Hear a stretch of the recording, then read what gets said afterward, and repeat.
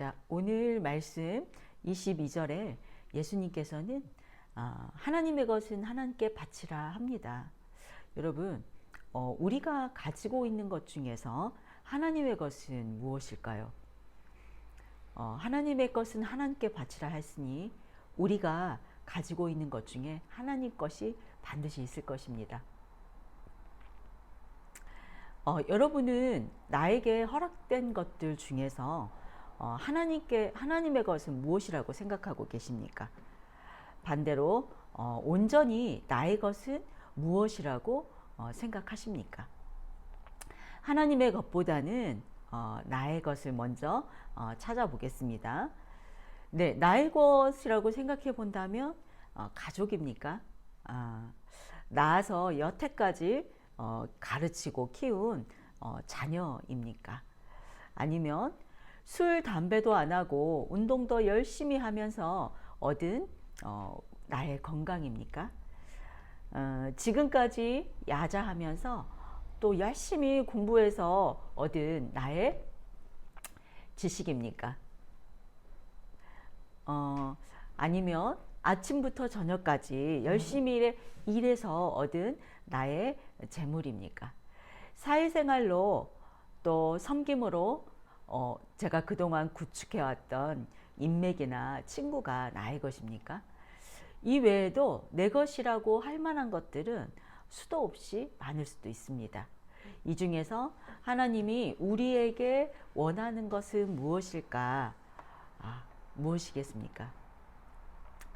우리가 하나님의 것은 하나님께 바치라고 하는데 하나님의 것이 무엇인지 알아야 바치지 않겠습니까? 오늘은 그래서 우리가 바쳐야 할 것이 무엇일까 알아가는 시간이 되려고 합니다. 오늘 말씀은 하나님께 바쳐야 할 나의 것이라는 제목으로 나누려고 합니다. 지난 3주 전부터 예수님께서 성전에서 가르치시면서 비유로 말씀하신 불순종의 두 아들의 비유가 있었고 악한 농부의 비유가 있었고 그리고 혼인잔치의 비유의 말씀을 나누었습니다. 그리고 이어지는 오늘의 말씀부터 예수님의 가르침에 대항해서 바리새인과 사두개인들이 3번에 걸쳐서 예수님을 공격하기 시작합니다. 앞으로 나오는 3번의 공격 중에서 그 첫 번째 논쟁인데요. 바리새인들이 예수님께서 두 번째 비유하신 악한 농부의 비유를 듣고 떠나간지라 하고 이렇게 말씀이 끝났습니다. 거기에서 이어지는 말씀으로 보면 되겠습니다.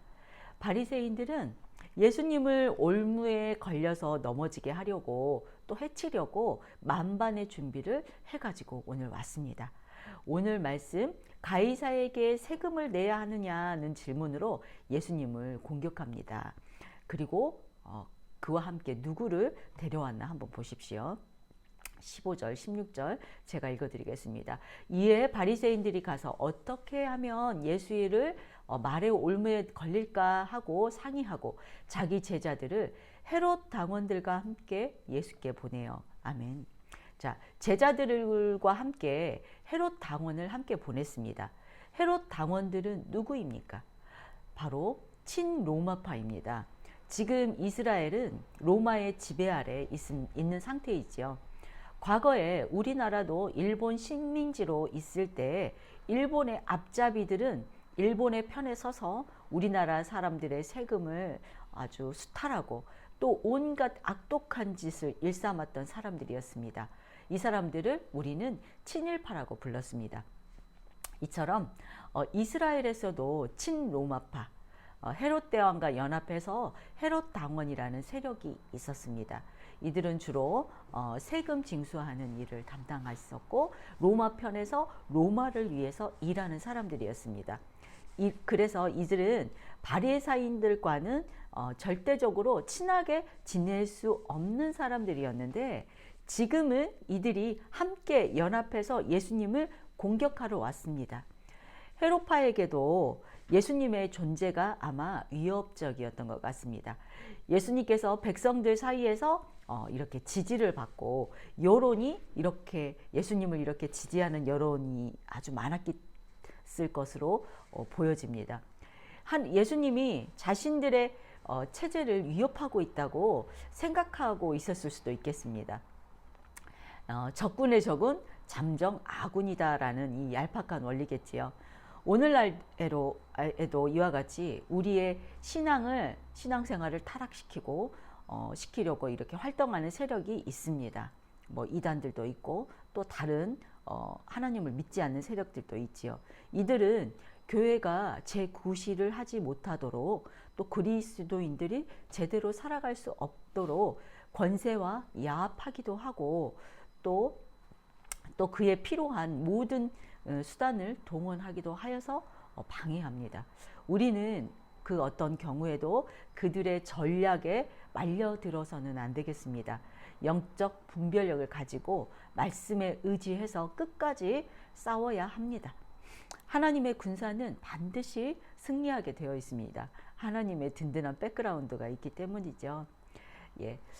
그들이 준비해온 올무는 어떤 것입니까? 예수님을 제거하기 위한 올무지요. 16절, 17절 제가 읽어드리겠습니다. 선생님이여, 우리가 아노니 당신은 참되시고 진리로 하나님의 도를 가르치시며 아무도 꺼리는 일이 없으시니 이는 사람을 외모로 보지 아니하심이이다.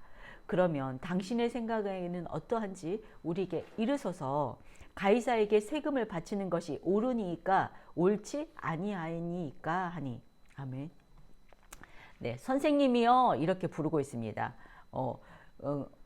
지지난주에는 당신이 무슨 권위로 이렇게 성전에서 가르치느냐라고 이렇게 따졌던 사람들인데 선생님이요 이렇게 말하고 있습니다. 디다스칼레이지요. 유대인들에게 선생님은 어떤 질문에도 꼭 대답을 해야 하는 그런 존재입니다. 그들은 처음부터 바로 공격하지 않고 이렇게 칭찬과 또 듣기 좋은 말로 접근합니다.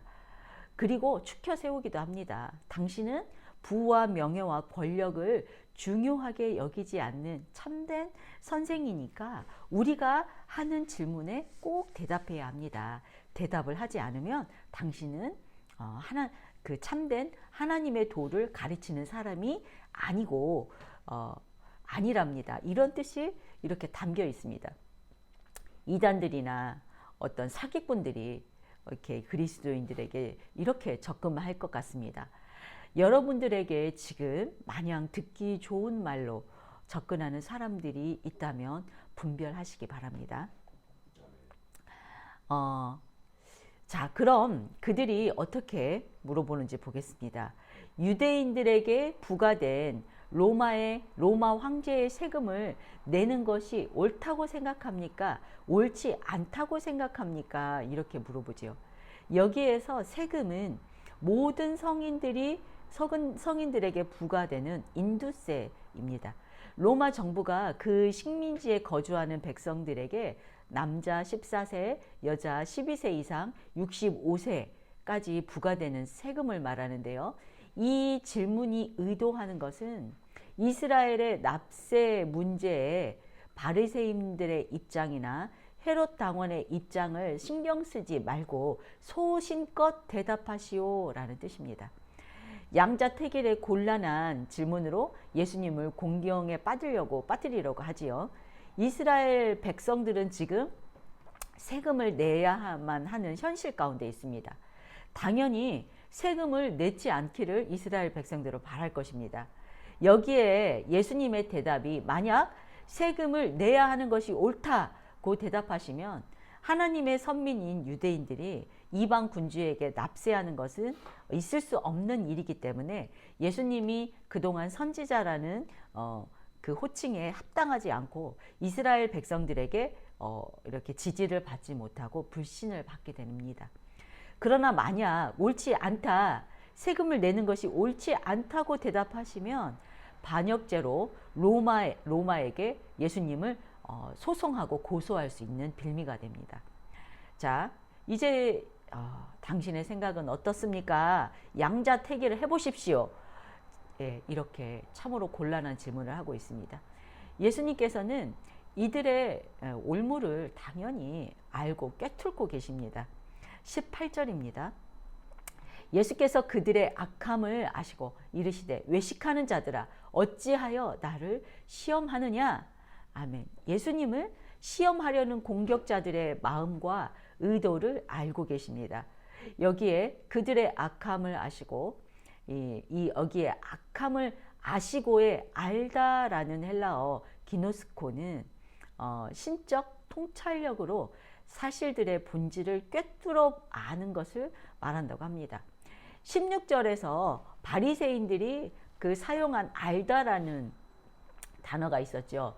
여기에 쓰인 알다라는 단어는 오이다멘으로 어떤 경험과 사유를 통해서 아는 것이라고 합니다. 여기에 16절에 있는 알다 제가 한번 더 읽어드리겠습니다. 선생님이여 우리가 아노니 당신은 참되고 진리로 하나님의 도를 가르치신다. 이럴 때 안다라는 쓰였던 그 말입니다. 자, 이 두 단어의 알다를 이렇게 비교해 보니 우리가 명확하게 알 수 있습니다. 아무리 우리들이 머리가 좋고 경험이 많고 좋은 것처럼 좋은 말로 표장을 한다 해도 하나님은 우리의 마음을 통찰하시는 분이심을 믿으시기 바랍니다. 그러니 하나님 앞에서 정직해야겠습니다. 바리새인들이 아무리 이렇게 아첨하는 말로 좋은 말로 포장을 한다 해도 예수님은 다 이미 꿰뚫고 계십니다. 그래서 우리는 하나님 앞에서 더욱더 정직해야 하겠습니다. 예수님께서는 우리의 이런 악의를 아시고 그들의 악의를 아시고 외식하는 자들이라고 부릅니다. 바리새인들에게 자주 사용했던 호칭입니다. 연극하는 사람들과 같은 배우를 뜻하는 말입니다. 자신들의 내면과 마음을 숨기는 가면을 쓰고 있는 사람들이라는 뜻입니다. 그들의 가식된 태도를 꾸짖는 말이기도 하지요. 마태복음에서는 바리새인들에게 지금 6번째 사용하고 있는 꾸짖었던 예수님의 말씀입니다. 이 바리새인들이 알아들었으면 참 좋을 텐데요. 저와 여러분도 살아가다가 하나님이 꾸짖으실 때 빨리 알아차리기를 소망합니다. 자, 19절부터 21절 말씀 제가 읽어드리겠습니다. 세금 낼 돈을 내게 보이라 하시니 데나리온 하나를 가져왔거늘 예수께서 말씀하시되 이 형상과 이 글이 누구의 것이냐 이르되 가이사의 것이니이다. 이에 이르시되 그런즉 가이사의 것은 가이사에게 하나님의 것은 하나님께 바치라 하시니. 아멘. 예수님께서는 자신을 함정에 빠뜨리려는 의도에서 나온 바리새인들과 헤롯 당원들의 까다로운 질문에 대해서 바로 대답하지 않으시고 이 형상과 이 글이 네 것이냐 라고 역질문을 하십니다. 그리고 예수님께서는 시각교육으로 자신의 대답을 분명하게 하기 위해서 로마의 동전을 보여달라고 하십니다. 로마의 동전 데나리온을 가지고 오지요. 이 데나리온은 당시의 노동자 하루의 품삯이었다고 합니다. 그리고 지금 세금에 대해서 묻고 있는 이 인두세도 당시에는 1년에 1데나리온을 세금으로 납부했다고 합니다. 별로 그렇게 비싸지 않는 세금이었죠. 그 데나리온 동전을 가져왔을 때 예수님께서는 그 동전에 새겨진 형상과 글에 대해서 물어보십니다. 이것이 누구의 형상과 글이냐? 그들의 대답은 가이사의 것이라 하고 바로 대답합니다. 이 대답을 근거로 그 질문에 답을 하십니다. 그 동전의 형상의 앞면에는 가이사의 형상이 새겨져 있고 둘러서서 이렇게 새겨진 글귀에는 존귀한 아우구스투스의 아들 카이사르라는 말이 새겨져 있습니다. 뒷면에는 종려나무를 쥐고 앉아있는 가이사의 어머니 리비아가 평화의 여신처럼 이렇게 새겨져 있었고 최고의 제사장이라는 글귀가 써 있었습니다. 로마 황제는 자신을 신격화해서 자신을 신으로 숭배하기를 강요하면서 자신의 형상을 동전에 새겨서 통치하는 모든 백성들에게 자신이 신과 같은 존재라는 것을 이렇게 알리고 홍보하고 있습니다. 예수님은 이 어려운 올무를 친 이 문제적 질문에서 그 단순하고도 적절하게 대답하시면서 감동적으로 해결하고 계십니다. 로마 황제의 형상과 이름이 있기 때문에 가이사에게 속하였으므로 가이사에게 바치는 것이 옳다는 것입니다. 여기에 쓰인 바치다라는 헬라어는 아포도테라는 명령어인데요. 이 아포도테의 뜻은 양도하다, 줌으로 정리하다 라는 뜻입니다. 특히 빚이나 의무에 관련되어서 응당 치러야 할 것을 갚아버리다 라는 뜻이라고 합니다. 이 단어가 명령어로 사용되어서 국가나 하나님에 대한 사람의 의무를 반드시 성실하게 이행해야 함을 의미합니다. 예수님께서는 가이사의 소유는 가이사에 대한 의무를 충실히 이행하라고 합니다. 사실 세상의 모든 권력은 근원적으로 하나님께 그 기원을 두고 있습니다. 하나님은 임으로 나라나 주권자를 세우기도 하시고 폐하기도 하시는 분입니다. 로마서 1장 7절에 보면은 세상 모든 권세는 하나님께 나지 않음이 없나니 모든 권세는 다 하나님의 정하신 바라 이렇게 쓰여 있습니다. 그래서 모든 그리스도인은 하나님의 뜻에 어긋나지 않는 한 국가와 세속 질서에 대한 의무를 충실히 이행해야 한다는 뜻입니다. 그러나 여기에서 대답이 끝이 아닙니다. 하나님의 것은 하나님께 바치라고 그 대답이 이어지고 있습니다. 하나님의 소유 또한 하나님에게 바쳐야 함을 분명하게 말씀하고 계십니다. 어느 하나만을 강조하지 않고 양쪽 모두에게 만족시키는 대답입니다. 다 똑같은 무게로 다루고 있습니다. 실제로 예수님께서도 성전세와 함께 로마 세금을 납부하셨을 것입니다. 바리새인과 헤롯 당원들이 기대했던 어떤 대답과는 틀리지만 다른 대답이지만 그들의 계략을 뛰어넘는 지혜로운 대답이지요. 22절 마지막 절입니다. 그들이 이 말씀을 듣고 놀랍게 여겨 예수를 떠나가니라. 아멘. 그들이 놀랍게 여겨로 번역된 에다우마사는 놀랍다, 경탄하다라는 뜻입니다. 이 단어는 어떤 초인적인 현상에 대한 경의와 놀람을 표현할 때 사용되었다고 합니다. 그러므로 예수님의 지혜로운 대답은 마치 초자연적인 이적을 목격한 것과 같은 어떤 그들의 반응이라고 하겠습니다. 하나님만이 할 수 있는 이런 진정한 우문현답이라고 할 수 있겠지요. 자, 로마에 속한 모든 백성은 로마에 세금을 내야 하는 것처럼 우리 그리스도인들은 하나님의 백성으로 하나님께 해야 할 의무가 있습니다. 바울이 말하기를 예수님을 믿는 그리스도인들은 하나님의 시민권자라고 했습니다. 우리가 바로 천국 백성이라는 뜻입니다. 한 나라의 국민으로는 세금의 의무가 있고 또 병역의 의무도 있을 것이고 또 그 외에 여러 가지 의무가 있듯이 천국 백성에게도 하늘 천국 백성으로서 의무가 있습니다. 우리가 천국의 시민이기 때문에 세상 사람들과는 구별되어 감당해야 할 아주 특별한 의무가 있습니다. 어떤 것이 있을까요? 우리들이 알고 있는 안식일을 지키는 것, 지금은 주일을 저희가 주일로 지키고 있지요. 또 일주일에 한 번은 꼭 교회에 나와서 예배들을 드리는 것이 우리의 의무입니다. 그리고 또 공동체를 섬기는 것도 있겠고 11조를 하는 것도 있겠고 과부와 고아와 같은 소외된 자들을 구제하는 것도 우리들의 의무입니다. 그리고 때를 얻든지 못 얻든지 복음을 전하는 것들도 우리의 의무입니다. 이렇게 여러 가지 의무가 있습니다. 이러한 것들은 교회에 어느 정도 다녔던 사람들이라면 다 알고 있고 해야 한다고 생각하고 있습니다. 다 알고 있는 것이지요.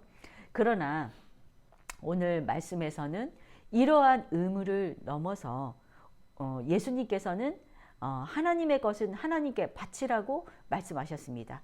하나님은 자신의 백성들에게 자신이 소유한 모든 것을 요구하십니다. 가이사에게 바치는 세금과 같은 어떤 그런 정도의 무게가 아니라 그 이상을 뛰어넘는 것입니다. 서두에 말씀드린 것과 같이 오늘의 말씀을 통해서 우리가 소유한 어떤 것을 하나님께 바쳐야 할까에 대한 것을 오늘은 깨달아 알기를 원합니다. 어떤 이는 이렇게 말할 수도 있겠습니다. 나는 가진 것이 아무도 없어서 어떤 것을 바쳐야 할지 모르겠다. 이렇게 생각하는 분들도 계실 것입니다. 뭐 재산이 뭐 없다고 생각한다거나, 나에게 어떤 은사가 없다거나, 뭐 재능이 없다거나, 나에게 가진 것이 하나도 없다고 생각하는 분들도 계시겠지만, 실상 우리가 미처 깨닫지 못하고 살아가고 있지만, 우리들은 우리가 노력하지 않아도 이미 받아서 누리며 살아가는 것들이 너무나 많습니다. 예를 들면 아름다운 자연 환경, 또 공기, 새소리 또는 음악 같은 것들, 오늘과 같은 선선한 가을 날씨와 또 쾌적한 공기, 또 깨끗한 물, 이런 등등 이미 누리면서 살아가고 있지만 깨닫지 못하는 것들 모두 하나님이 우리에게 거저 주셨습니다. 그리고 개인 간의 격차는 있겠지만 자기가 가진 것 중에 좋은 부모를 가졌거나, 또 좋은 가족을 가졌거나, 또 교육 혜택도 받고 살아가고 있고, 우리가 살고 있는 집, 또 그 외에 우리가 들을 수 있는 여러 가지 소리와, 또 우리가 사유할 수 있는 어떤 생각과, 또 가지고 있는 지식과 지혜, 또 옆에 좋은 사람들, 또 우리를 시험 들게 하는 사람 원수까지도 실은 우리가 누리고 있는 축복이라고 하겠습니다. 원수들도 우리를 하나님께 더 가까이 나아가게 만들어주지 않습니까? 제 생각에는 원수들도 축복이라고 생각합니다. 또 돈과 명예가 많으신 분들도 많이 있을 것입니다. 이 모든 것들이 하나님이 나에게, 우리들에게 허락하셨기에 잠시 나에게 머물러 있지만 우리가 가지고 있는 것들입니다. 그런데 우리들은 나의 가진 것을 하나님께 바치려고 한다면, 우리가 처음 누렸던 뭐 공기와 물과 같은 것들, 이런 것들은 원래도 하나님 거였으니 내가 어떻게 바칠 수 있습니까? 뭐 감사 기도하면 끝 아닐까요? 이렇게 생각할 수도 있고, 또 그 다음으로 내가 가진 지식이나 지혜나, 또 내가 사유할 수 있는 힘이나, 내 옆에 사람들은 어떻게 내가 물리적으로 바칠 수 없으니 하나님께 올려드립니다, 이렇게 기도하면은 되는 것인가? 이렇게 생각할 수도 있고, 또 재물 같은 경우에는 나도 먹고 살아야 되기 때문에 다 드릴 수는 없고 11조만 하면 나의 할 일은 다 했다 싶기도 이렇게 생각할 수도 있겠습니다. 그러면 자신의 모든 것을 하나님께 바치라는 것은 무엇을 어느 정도 하라는 말인가? 예, 정답을 알고 싶으시죠? 네, 정답은 내 삶의 모든 것을 하나님께가 맞을 것 같습니다. 생명도, 삶의 시간도, 그 외에 나에 속한 그 모든 것도 하나님께 거저 받았으니 다시 돌려드리는 것이 맞는 답입니다. 그러나 이렇게 말한다면은 너무나 우리의 형실과는 동떨어져 있기 때문에 어떻게 바치라는 것이지? 예, 이렇게 생각할 수 있습니다. 그래서 오늘은 제가 깨달은 한 가지를 제안을 드리려고 합니다. 최근 저는 저의 친동생의 자녀가 갑자기 손 쓸 시간도 없이 이 세상을 떠나가는 사건으로 인해서 저 자신이 지금도 아주 많이 흔들리고 있습니다. 그리스도인으로도 또 목사로도 예배자로도 또 전도자로도 그리고 인간적인 동기간으로서도 실패한 삶이지 않을까 하는 이런 생각이 저를 지배했기에 나의 잘못을 하나 둘씩 생각해 가며 세어보고 있는 저를 보았습니다. 나는 기도가 부족한 사람일까? 나는 말씀이 부족한 사람일까? 나는 섬김도 못하는 사람일까? 나는 전도도 못하는 사람이야. 나는 예민하고 까다로운 사람일 거야. 등등 동생을 위한 기도를 한 번 했다면 나는 뭐 하는 사람인가? 나의 잘못을 100번도 넘게 생각하고 있는 저를 보게 되었습니다. 그리고 어느 순간 깨닫게 되었습니다. 나의 생각을 지배하고 있는 것이 바로 나는 땡땡땡 이러고 있는 것이었습니다. 여러분이 보시기에 제가 무엇을 잘못하고 있는 것으로 보이십니까? 내가 무엇을 해야 한다고 생각하고 있는 것이 바로 저의 잘못된 것이었습니다. 나는 잘하는 것을 내세우는 것도 죄이지만 나의 잘못을 내세우는 것도 교만임을 알게 되었습니다. 내가 무엇을 잘해야 한다고 생각하는 것 자체가 교만이라는 것을 깨달아지는 시간이었습니다. 우리 인간들은 하나님 앞에서 또는 특히 죽음 앞에서 내가 바꿀 수 있는 것이 아무것도 없습니다. 할 수 있는 것도 거의 없습니다. 할 수 있는 것이 하나도 없기에 그저 하나님의 긍휼하심을 바라보며 간구하며 나아가야 하는 것입니다. 바로 나는 일하는 자리에 하나님이 들어가야 합니다. 하나님 더 많이 기도하게 도와주세요. 하나님 말씀을 더 많이 볼 수 있게 도와주세요. 하나님 동생에게 전도할 수 있게 도와주세요. 하나님 동생을 위로해 주세요. 하나님 동생의 가족을 돌봐주세요. 하나님 앞에서 나의 태도와 자세는 이렇게 변화되어야 한다는 것을 깨닫게 되는 시간이었습니다. 하나님의 것은 하나님께 바쳐라. 나는 하나님의 것입니다. 지금 이 예배를 드리고 있는 여러분도 하나님의 것입니다. 나의 어느 것을 드려야 하는가에 대한 물음에 대해서 나의 모든 것을 드려야 하지만 오늘 한 가지만 알기를 원합니다. 나의 삶의 어느 자락에서든지 하나님 앞에서 나는이라는 말이 아니라 하나님이라는 말과 생각과 마음이 들어가기를 소망합니다. 아멘. 나의 말 속에 생각 속에 나 대신 하나님을 넣다 보면 내 안에 나는 없고 오직 예수님만 있게 되리라 믿습니다. 아멘. 내 안에 예수님만 자리하는 것이 저와 여러분의 삶의 결론이어야 하고 나의 것을 하나님께 바치라는 예수님의 명령을 따르라는 것이 됩니다. 자, 여러분, 오늘 여러분은 무엇을 하나님께 바치겠습니까? 찬양하고 기도하겠습니다.